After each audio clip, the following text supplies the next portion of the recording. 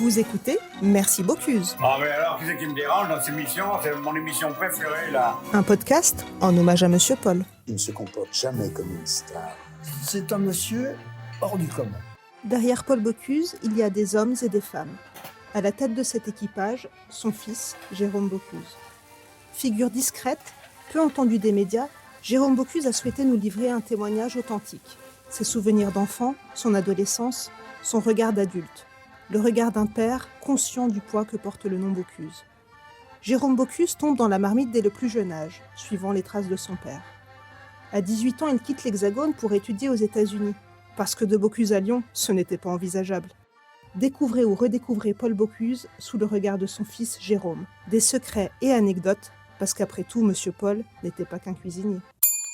Cette année marque le centenaire de la naissance d'un homme qui a profondément transformé la gastronomie française et qui rayonne bien au-delà de nos frontières.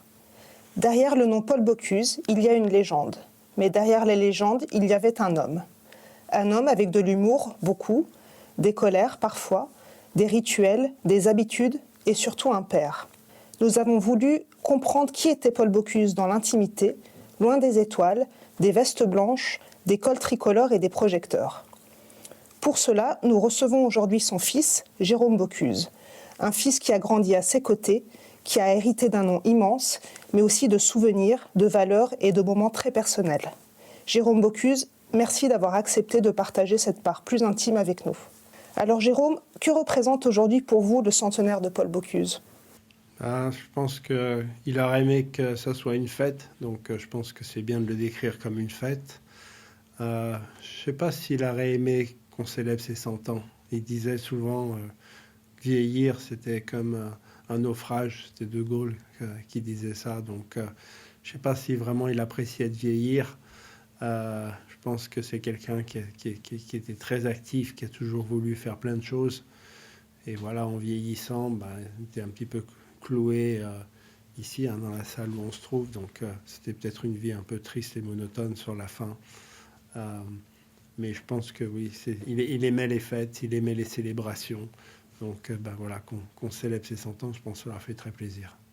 Aviez-vous imaginé plus jeune qu'un jour on puisse parler encore de votre papa un siècle après sa naissance ? Non, pas vraiment. Surtout quand vous êtes jeune, vous ne voyez pas votre père, vous le voyez en tant que père plus qu'en tant que célébrité ou que cuisinier. Donc non, je n'étais pas prêt à imaginer ça. Selon vous, aujourd'hui, pourquoi continue-t-il, Paul Bocuse, à marquer autant l'esprit des jeunes dans le milieu de la gastronomie ? On en parle encore énormément aujourd'hui auprès des plus jeunes. Je pense parce que Paul Bocuse était quelqu'un d'accessible. Et il parlait, je veux dire, voilà, c'est un homme qui n'avait pas fait des grandes études et qui parlait avec des mots simples que les gens pouvaient comprendre. Et ces mots, ils sont toujours d'actualité aujourd'hui. Donc, je pense que cette simplicité et cette accessibilité, voilà, elle résonne encore aujourd'hui, même auprès des plus jeunes. Paul Bocuse, en un mot ? Un homme simple, généreux, mais dur. Nous avons l'image d'un homme vraisemblablement exigeant dans son métier et peut-être un peu sévère avec ses équipes. Avec vous, en tant que papa, est-ce qu'il était également aussi exigeant ou au contraire plutôt libre dans son mode d'éducation ? Non, je pense que s'il était exigeant avec ses équipes, avec lui-même, il l'était aussi avec moi. Ça n'a pas toujours été très facile. Et c'est peut-être aussi pour ça que, voilà, à un moment, je pense que si on avait dû travailler côte à côte, je ne pense pas que ça soit très bien passé. Donc voilà, moi je suis parti assez tôt de mon côté, faire mes preuves quelque part. Puis je pense que voilà, il y a eu un rapprochement un peu plus tard. Voilà, je pense que même il me disait, j'ai jamais vraiment reçu de compliments de lui. C'était pas vraiment son style. Il le disait peut-être aux autres, mais pas à son fils. Et puis, mais je pense que il était assez fier, voilà, après de mon parcours au bout d'une décennie ou deux aux États-Unis. Ouais, il y avait beaucoup de pudeur finalement dans la relation. Oui, et puis voilà, c'était sa façon d'être. Et puis voilà, je pense surtout avec ses proches, avec ses enfants ou ses très proches, Voilà, il ne laissait pas trop transparaître ses sentiments. Et vous-même, en tant que papa, est-ce que vous êtes plutôt pudique ? Un petit peu, mais bon, voilà, moi je pense que bon, je suis très attaché à mon fils et souvent, voilà, dans la relation que j'ai aujourd'hui avec mon fils, ben, souvent je me dis, bah tiens, voilà, ton père était comme ça avec toi, et c'est drôle, on se rappelle en voyant grandir son enfant, voilà comment mon père était avec moi. On se demande si on doit reproduire ou pas finalement. Oui, et des fois on se dit, ah ben vous savez, des fois c'est pas forcément des très bons souvenirs, donc on essaye d'améliorer quand on peut. En revenant à votre enfance, est-ce que vous avez le souvenir, j'imagine que oui, d'un premier repas au restaurant avec lui? Alors restaurant pas forcément à l'auberge, est-ce que vous alliez dans d'autres restaurants? Oui, il était très curieux, il aimait beaucoup, bon ça s'est prouvé avec tous ses voyages, mais il avait une grande curiosité. Et je me souviens, parce qu'on a passé quand même beaucoup de temps ensemble aux États-Unis, hein, ce qu'il aimait, c'est voilà, aller dégoter un barbecue, d'aller manger un sandwich cubain sur un truck. Voilà, des choses un peu, voilà, il aimait les choses simples, pas les choses compliquées, mais que ça soit une bonne viande angus avec une bonne pomme de terre de l'Idaho. Voilà, c'était des choses qu'il aimait particulièrement. Très ouvert d'esprit, donc. Oui, très ouvert d'esprit. Nous avons le souvenir d'un Paul Bocuse très farceur, qui était vraiment friand de blagues, hein, qu'il a pu faire auprès de plein de personnalités. Est-ce que vous avez un souvenir à partager? Oui, je m'en souviens d'un ou deux, un particulièrement. On avait un ami, s'appelait Jean Banchet, c'était un chef qui venait de Rouen, chef français qui s'était installé à Chicago et qui était passionné de moto, d'Harley Davidson. Et il avait ce premier Hummer à l'époque. Donc c'était complètement véhicule issu de l'armée, mais c'était les premiers Hummer H1 civils. Donc je me rappelle, il arrive chez nous, rentre le Hummer, à peine il passait, tellement il était large, la voiture. Et voilà, nous montre ce Hummer, était très très fier. Et puis tout d'un coup, mon père dit, mais regarde, alors, il y avait une grande tache d'huile sous le Hummer.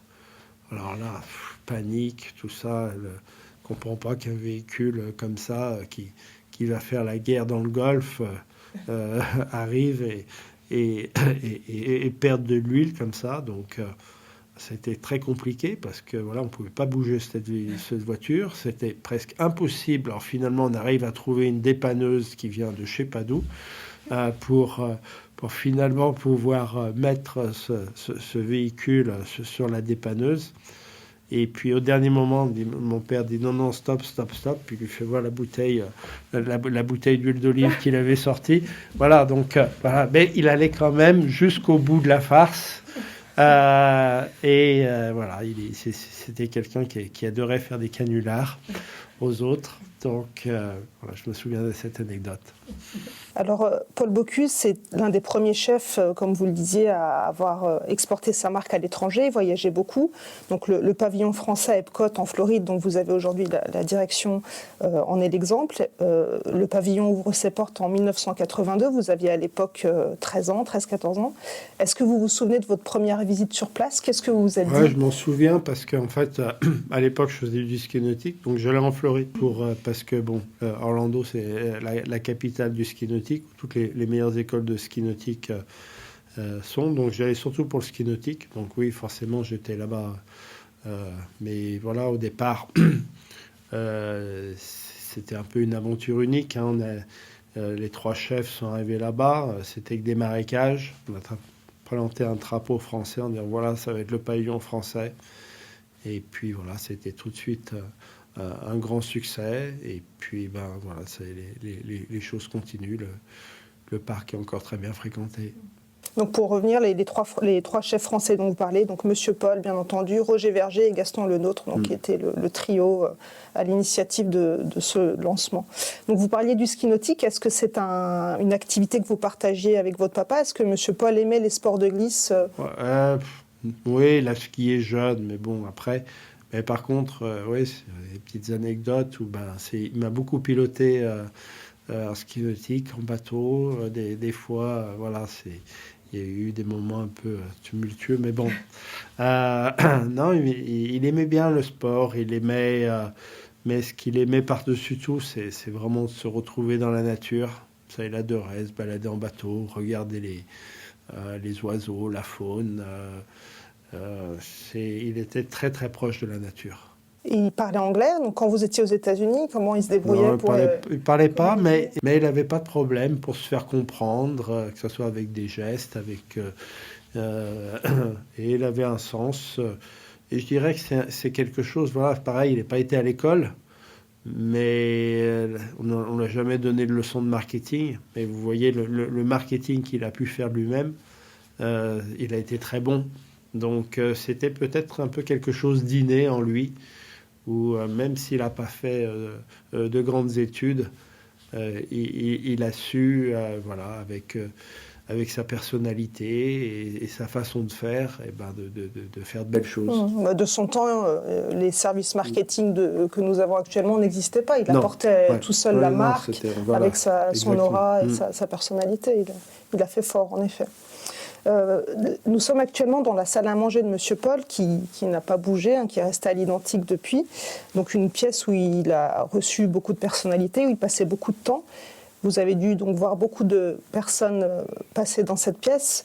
Est-ce que certaines vous ont marqué plus que d'autres? Vous avez dû être impressionné par certains chefs peut-être? Non, je ne suis pas impressionné par les chefs, parce qu'encore une fois, voilà, pour moi, ça faisait partie de l'environnement. Donc, voilà, c'était des chefs. Et ces chefs, pour moi, je ne les voyais pas comme des célébrités ou des stars, mais je les voyais, voilà, comme les amis de mon père. Donc, je n'avais pas cette vision. Et Paul Bocuse était généreux et surtout il aimait partager avec tous ses chefs. Voilà, il y avait une vraie amitié. Ils se parlaient souvent, ils voyageaient ensemble. Et ses amis, pour la plupart, c'était des chefs. Il a évolué entouré de ses plus proches chefs, mes collaborateurs également. Alors, si vous aviez organisé un repas aujourd'hui avec des personnes encore présentes ou malheureusement qui nous ont quittés, qui est-ce qu'on trouverait autour de la table? Mes amis proches, voilà, des amis avec qui j'ai grandi, soit à l'école, soit pendant mon service militaire. Les quelques amis, j'ai pas beaucoup d'amis, je peux peut-être les compter sur les 10 doigts de la main. Mais voilà, ils seraient là. Ils vous sont fidèles en tout cas. Ils sont fidèles. On se voit, on se parle régulièrement. Et voilà, ça serait eux autour de la table. D'accord. Pas forcément de personnalités qui vous font rêver? Non, c'est des gens vraiment de tout milieu, de tout, avec des parcours totalement différents, qui ne se ressemblent pas, mais avec qui j'ai de l'affection et que j'aime bien passer du temps avec. On reste dans l'authenticité. Oui, un peu comme mon père. Vous voyez, c'est quelqu'un qui a pu côtoyer, je dirais, que ce soit des politiciens, des hommes du showbiz, des gens connus. Ce qu'il aimait, c'est être avec ses amis chefs ou ses amis paysans, à la chasse, autour de l'étang. Voilà, c'est avec eux qu'il aimait être. Et est-ce qu'il vous a partagé une anecdote justement avec une de ses personnalités, quelque chose qui l'a profondément marqué? Non, j'ai pas vraiment. Il y en a eu beaucoup. J'ai pas de souvenirs, mais ce qu'il faut se rappeler de Paul Bocuse, c'est que c'était un homme simple et accessible et qui parlait à tout le monde. Il l'est resté. Il y a beaucoup de gens qui, voilà, avec la gloire, le succès et puis. Ça, je dirais que ça peut un peu leur faire tourner la tête et ces gens vont changer. Lui, il n'a jamais changé. Alors, Jérôme, on va rester dans la simplicité. Je devine 3 labradors dans la cour derrière vous, dont 2 encore assez jeunes, donc j'imagine qui ont été adoptés assez récemment. Votre papa, on a toujours accueilli au sein de son auberge, j'imagine, pour la chasse. Et vous avez souhaité perpétuer ce rituel. Perpétuer ce rituel, c'est que pour moi, j'aime beaucoup les chiens. Et puis j'aime la chasse, donc voilà, mon père chassait sur cet étang dans les Dombes. Et aujourd'hui, je continue à chasser. Donc, pour bien chasser, quand on chasse le canard, il faut des chiens. Et voilà, j'aime ces chiens. Donc, il y en a un qui a un peu plus de 3 ans et demi, là, qui vient des États-Unis, qui rentre avec moi, qui aujourd'hui habite ici. Un plus jeune qui a 1 an et demi, qui est encore en cours de dressage, qui sont des très bons chiens.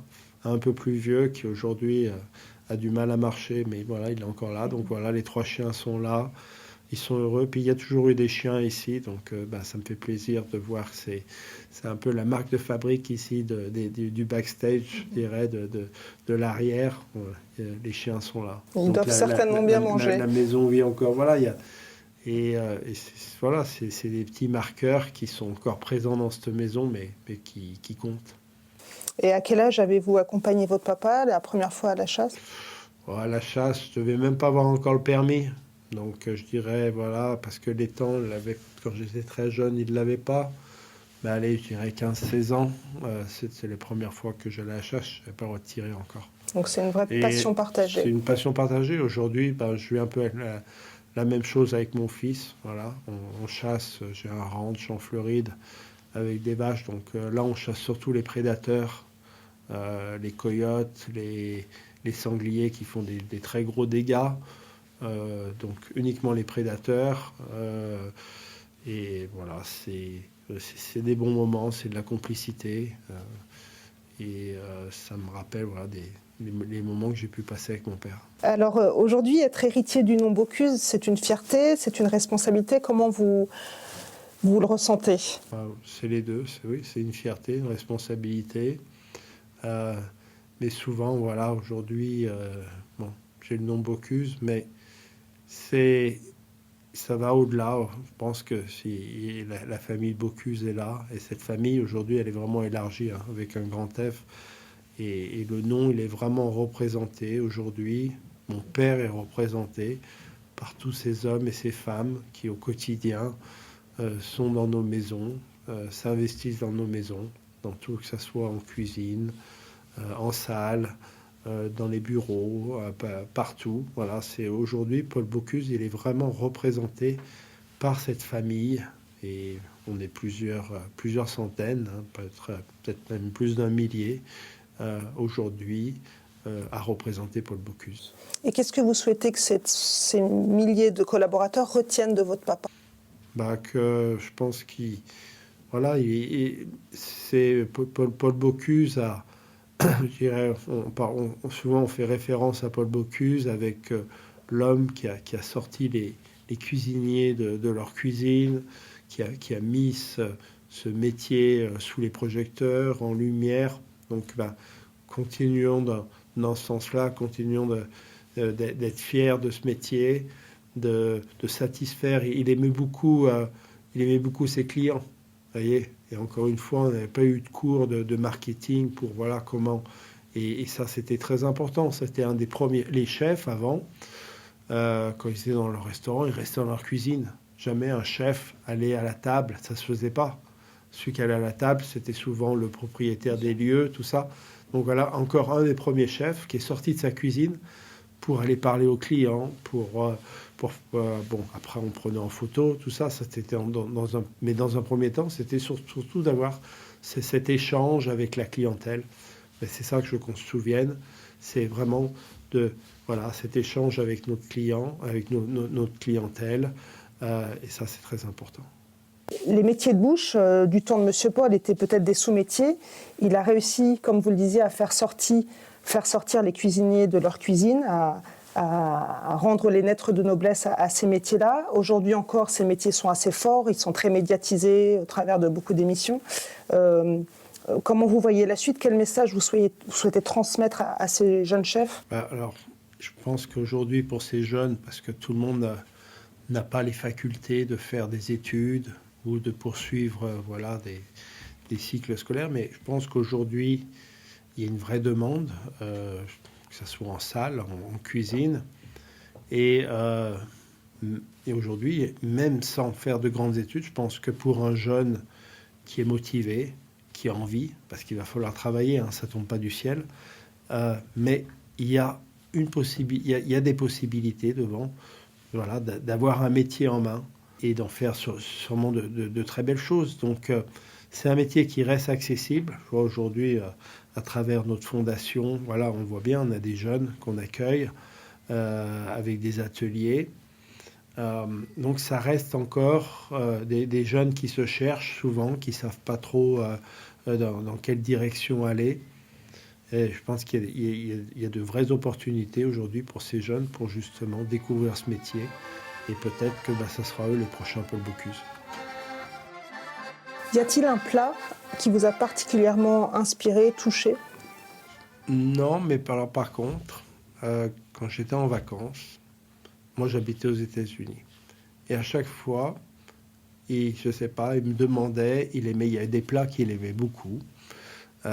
Il voulait que c'est moi qui lui fasse. Je pense à des chili con carne, à des currys. Il aimait ces plats un peu, il les appelait, c'était des plats guerriers. Alors ces plats guerriers, c'était justement, c'était des plats un peu épicés, relevés. Et il aimait cette cuisine. Donc voilà, c'est une petite anecdote sur, pas forcément des plats qu'il mangeait voilà, au quotidien ou qui venaient de la cuisine qu'il avait appris et qu'il représentait. Mais il avait cette curiosité, voilà, et il fallait que je lui fasse des plats guerriers. Il venait chercher l'exotisme. Un peu. Est-ce que votre papa vous a transmis un geste, une habitude ou peut-être un tic que vous réalisez sans vous en rendre compte aujourd'hui? Je sais pas, il faut demander aux autres ça. En tout cas, moi je trouve que dans votre posture et parfois dans certaines sonorités de votre voix, je retrouve beaucoup votre papa. Avec l'âge, en plus, c'est vraiment très sincère en tout cas. Dans votre travail au quotidien, est-ce qu'il y a une décision récente ou un peu moins récente pour vous, pour laquelle vous vous êtes demandé qu'est-ce qu'il aurait fait à ma place? Sur du développement, sur... Ouais, alors, c'était toujours quelqu'un de prudent. Même si on se rend compte qu'il a fait beaucoup de choses, je pense que des fois, il faut le pousser parce que justement, il y avait cette prudence. Et cette prudence, elle vient, je pense, voilà, quand on a connu la guerre, il n'y avait plus rien derrière. Il le dit, hein, voilà, il n'y avait plus d'argent, il fallait aller pêcher, braconner pour mettre à manger sur la table. Donc, je pense que ça, il ne l'a jamais oublié, cette prudence. Et donc voilà, faut...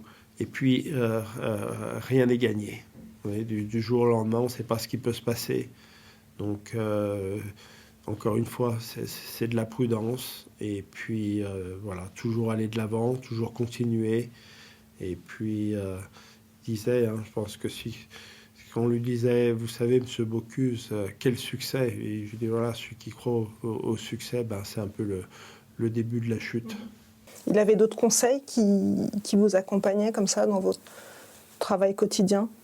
Des conseils, oui, non, c'était surtout, je pense, cette prudence. Et puis, voilà, ces conseils, c'était, voilà, toujours donner le meilleur de soi-même, toujours être cette discipline. C'était quelqu'un qui était très exigeant avec ses équipes, avec lui-même et bien sûr avec ses enfants. Si vous deviez lui transmettre un message aujourd'hui? Que je l'aime, je lui dis merci. Et puis qu'on va essayer on fera tout pour continuer et développer tout ce qu'il a commencé. Vous venez d'écouter Merci Bocuse. Rendez-vous très prochainement pour de nouvelles anecdotes. Merci beaucoup.